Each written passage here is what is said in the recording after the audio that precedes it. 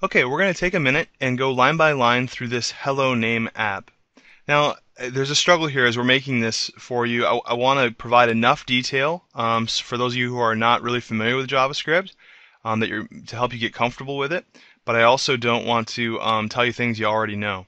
So I'm going to try to walk that line, and you're always invited to kind of skip ahead through the video if you like. So this is the index file, right? Index.html. This is sort of a standard HTML page. Lots of familiar things here.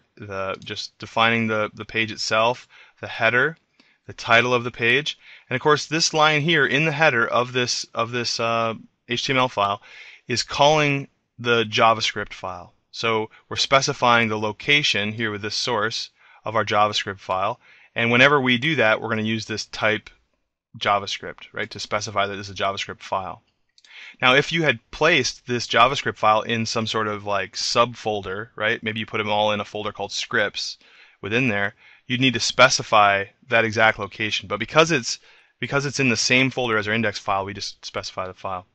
Okay, we close the header and start the body, and now we're using labels, ID labels, a lot more as we're trying to communicate between the index file and the JavaScript file.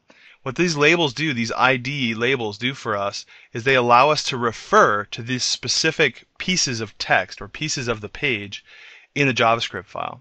So when we go to the JavaScript file, you'll see that I can refer to this name label section, and I can then control whatever is inside this sort of paragraph.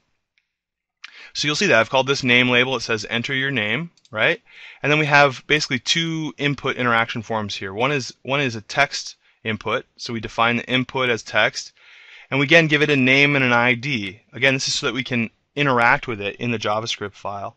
And of course the value is blank because we want someone to type in their name inside here. Okay, and then the second part is the button, and we give that button a name. It says press me, and again we give it we give it a value, right? So the text that's in the button, and then we give it again an ID so we can refer to it.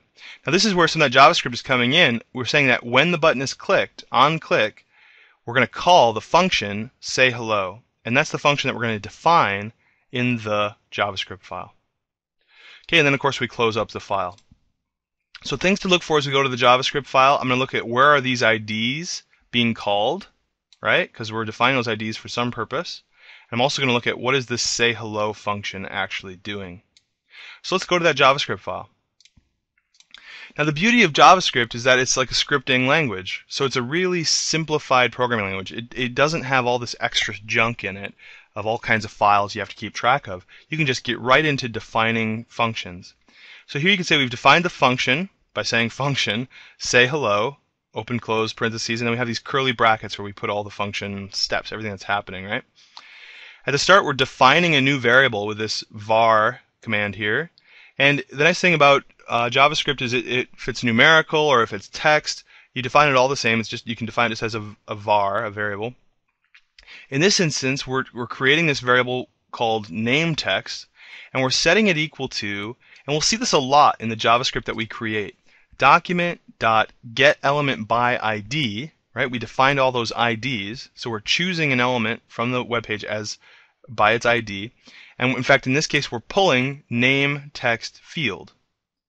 So and we're pulling the value of whatever that is. So I'm just going to go and remind myself which element was name text field. And I look here and it looks like, okay, name text field is where someone typed in their name, right? So this is saying that name text is going to pull the text out of that sort of empty text box where someone typed their name. So this name text, as the name implies, is giving us a string, if you will, of the person's name. All right, so that's what we just did there. We pulled that out of that entry box. So now we're going to display that name with like the word hello. So we're going to define another variable. In this case, we're calling it the display string. This is what's going to display on the screen. And we're setting that equal to, and we can just use quotes and type text right into this and sort of append things to it. So this display string is going to be hello, and then a space, and then if we want to add a variable to that, like text or values, right? We use this plus sign that kind of like joins it together. So we're going to add the name to the hello, and then add an exclamation point. So now we've defined this new variable which says hello, Mr. Johnson, exclamation point. Now lastly, we want to display that on the web page. So we're going to use this getElementById again. And in this case, what we're doing is, instead of pulling from the web page, we're sort of pushing to the web page. So we're going to say document.getElementById, and then name label. Let's just check where that is on our web page. Name label is this text at the top. So where it normally says enter your name, we're going to change what's inside these tags here, what text is displayed there. So we're saying getElementById name label dot inner HTML is saying change whatever HTML is inside there, and we're going to say instead of enter your name, it's going to say the display string, which is going to be hello, Mr. Johnson, exclamation point. So when you click the button, it calls this function, the function runs, and changes the text that's displaying on the screen.